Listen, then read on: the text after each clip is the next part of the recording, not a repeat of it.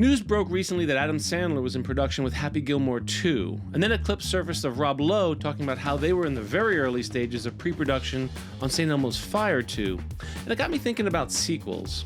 In 2024 alone, we got sequels to Beetlejuice, Beverly Hills Cop, Deadpool, Dune, Ghostbusters, The Joker, Gladiator, Inside Out, Mad Max, Planet of the Apes, Despicable Me, and Kung Fu Panda, just to name a few.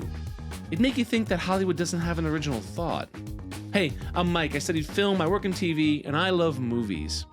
Sequels make a lot of sense when you think about it. 60 of the top 100 grossing films of all time are sequels. And in 2024 alone, all 10 of the top grossing films were sequels. Let me say that again. All 10 of the top grossing films in 2024 were sequels. Financially, for producers and studios, sequels make sense. They have a built-in audience that will show up and buy tickets, the material is familiar, and there are no chances being taken on whether it works or not. All the filmmakers have to do is deliver the goods. But there's the rub. The built-in audience has a passion for the source material. They've accepted it as their own, so you can't go and just mess with a good thing. Some might say that writing the perfect sequel is actually harder than crafting a film from scratch. Here are 6 cardinal rules that I think every good sequel must do. 1. First and foremost, the sequel must be warranted. There are a ton of films that resisted the sequel pressure because they weren't needed. No one wants to watch a film that isn't necessary. E.T. is a great example of this. It resolves with E.T. returning home. There are no loose ends in E.T. I've read that Spielberg and the studio resisted the urge to make a sequel, and it's a good thing. E.T. didn't need a sequel. 2. The same but different. Many sequels simply rubber stamp the original and pass it off as another movie. But we can see right through that. Before Cobra Kai was released, I would have used the Karate Kid franchise as an example of this. The Karate Kid was followed up with, count them, 5 sequels with more or less the same plot. That is until Cobra Kai was released. Cobra Kai gave us Johnny Lawrence's side of the story and made us all realize that Daniel LaRusso was kind of an asshole. He stole Johnny's girlfriend and used an illegal move to win the championship. Cobra Kai gives us a different perspective on the same story, and that's why it's successful and the 5 other Karate Kid movies weren't. Same but different. 3. Extend the character arcs from the original movie. Characters should always be moving forward. Look at Rocky. In the first film, he's an underdog, battling his way to become the champion. The reason Rocky 2 works is because rather than return him to his humble beginnings and do the rags to riches thing again, we find Rocky in the throes of his excesses. He has fought his way to the top, and now he's battling fame. The filmmakers understood that they couldn't just keep making underdog stories. Rocky is so much more than an underdog story, and there are so many other battles in life that Rocky must contend with. In Aliens and Terminator 2, both Ripley and Sarah Connor are tougher in their sequels because of their struggles in the first film. They have changed and are ready for their next greater challenge. 4. The original characters are the franchise. Sequels that change out actors or follow characters that aren't central to the story often fail. Look at Speed 2: Cruise Control. Keanu Reeves decided not to return for the sequel, and they hastily wrote Jason Patric into the script. Since the villain in the original, Dennis Hopper, was defeated and dies, they needed a new bad guy, and Willem Dafoe just didn't cut it. The only character from the original is the damsel in distress, Sandra Bullock. Both the protagonist and the antagonist were changed out. So why are we watching a film about this woman who has the worst luck when it comes to travel? 5. Sequels must maintain the mythos of the original. The mythos is what we love about the original. It's Han Solo and the Millennium Falcon, or Doc Brown and the DeLorean. These are things we've come to expect, and if you remove them, the audience will revolt. Also with this, never reinvent the wheel. Don't suddenly give characters new powers they didn't have in the original. In Highlander 2: The Quickening, they took an interesting premise, immortal swordsmen who are forever locked in battle, and made them aliens? Okay. 6. The sequel is only as good as the villain. As they say, a protagonist is only as good as their antagonist. Most times in sequels, the villain's been defeated in the first film, and filmmakers struggle to come up with an antagonist as good as the original. Look at the Die Hard franchise. No one came close to Hans Gruber on the bad guy-ometer. But since he died in the first one, they needed a new bad guy. It took them until Die Hard 3 to realize this, and made the antagonist Hans's brother, Simon Gruber.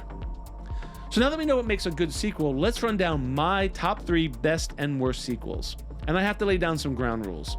We're only talking about the second installment in the series. Some franchises have been around long enough to have both the best and worst sequels. I'm looking at you, Godfather. But the second in the series seems to be the barometer. It means the filmmakers understood straight out of the gate what audiences liked about their original film and were able to build upon it. Also, we aren't discussing box office. Sequels have the benefit of drafting off the success of the first film and often come with a good deal of anticipation, so it's unfair to judge a sequel on box office receipts.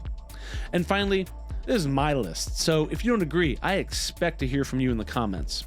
Okay, let's do this. First up, the 3 best sequels, in my humble opinion, of course.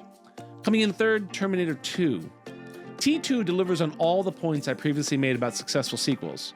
It reunites the cast, puts them on the same team this time, aligns them against a new common enemy, a bigger, badder Terminator. It builds the characters from the first film and maintains the mythos. I'll be back. T2 is literally the definition of a good sequel and can stand on its own. 2. The Godfather Part 2. The Godfather was a great film, but we see Don Corleone at the end of his life. In The Godfather 2, we don't only get an origin story of Don Corleone, but we get to see his son Michael Corleone ascend to Godfather and become the monster he tried to resist. Coppola has said that Godfather was always meant to be told in 2 parts, which is why the second installment is so good. They wrote the original knowing they'd likely have a chance to continue telling one large story. It also explains why Godfather 3 was so terrible. It was never supposed to be. It broke the first cardinal rule of sequels. It wasn't needed. Coppola had refused to make the 3rd installment for a long time, but the studio offered enough money and the rest is history. Just when I thought I was out, they pulled me back in. And the number 1 sequel, The Empire Strikes Back.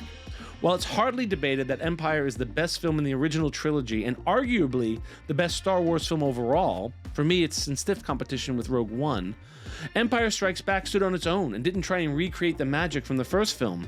It created its own magic. It moved the story and the characters forward in a more robust storyline that would eventually be much larger than one movie could contain. Empire Strikes Back concludes on a downbeat, setting up not just Return of the Jedi, but the entire Star Wars universe. At the end of Empire Strikes Back, Luke is convalescing after his battle with Vader, Han is frozen in carbonite, and the Empire is growing stronger by the moment. And we've just found out that Vader is Luke's father. I mean, talk about a cliffhanger. At the time of this video, the Star Wars canon is 11 movies and 6 live-action series deep, and there's a couple more on the way. And that's not counting any of the animated series like the Clone Wars. I argue that if it weren't for the success of Empire Strikes Back, the Star Wars franchise would have died on the vine right there. Star Wars: A New Hope may have introduced us to the world in which all the films would be set in, but Empire Strikes Back made us realize there was a lot more at stake and set the stage for everything that would come after, and before with the prequels. And now on to the good stuff, the 3 worst sequels, in my humble opinion, of course. Coming in at number 3, Back to the Future 2. This was a miss on so many levels. For starters, Crispin Glover refused to return as George McFly, so rather than write him out, they concocted some bizarre scenario where his character had to be upside down the whole time. And Claudia Wells, who played Jennifer, Marty's girlfriend, took a break from acting to care for her mother and was replaced with Elizabeth Shue. Normally, I wouldn't mind being gifted a little more screen time from Miss Shue, but it does break one of our cardinal rules. The characters are the franchise. Back to the Future 2 picks up immediately after the original ends and never really delivers on the line, "It's your kids, Marty. Something's got to be done about your kids." It's your kids, Marty. Something has got to be done about your kids. And the idea that Biff gets his hands on a sports almanac is literally the lowest hanging fruit a screenwriter could grasp at. Really? Sports betting? You have a movie about time travel and you're going with sports betting? There was so much potential and it just flopped all around.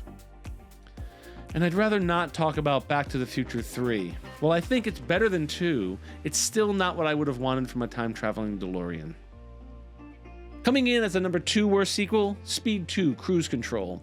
Speed was about a bus speeding along that couldn't drop below 50 miles per hour, otherwise it would explode. The stakes were about as high as you could get. Keanu Reeves steps up to the plate as the daring cop who puts his life at risk to save the passengers. For Speed 2, they did the same thing, but this time on a slow-moving cruise ship. Who thought this was a good idea? As I said earlier, Keanu didn't return for the sequel, and neither did Dennis Hopper because, he did. Unfortunately, Speed 2 breaks 3 of our cardinal rules. 1, your characters are your franchise. 2, you're only as good as your villain. And 3, it's the same but same, not same but different. And the number one worst sequel ever made? I want you to know I deliberated a long time about this one. A lot of you are going to want me to say Highlander 2, The Quickening, but I'm not. And you know why? I wasn't a fan of the original. I watched The Highlander again recently and stand by my review. It's a pretty good premise and not a bad film, but it's schlocky and loaded with 80s movie tropes. And while the sequel is terrible, I'm opting for a sequel to an original that had more cultural relevance and then totally missed the mark on the second one. My number one worst sequel is Basic Instinct 2. I'll bet you didn't even know they made a sequel to Basic Instinct. The original Basic Instinct featured Michael Douglas and a daring performance by Sharon Stone. It dealt with themes of sexual obsession, manipulation, power dynamics. Sharon Stone was a force of nature as the femme fatale. But for the sequel, Michael Douglas didn't return and it struggled to provide the same social relevance. It leaned into the raunchiness that was so controversial in the original. It totally misread why the original was so good. Anyway, there you have it, the top 3 best and worst sequels. And as you can imagine, in researching this, I came across some pretty bad sequels. So I want to hear what you think the best and worst sequels are down below in the comments. As always, these are my opinions and I love reading your comments, so please drop them below. Film is about community. I'm Mike, and I love movies.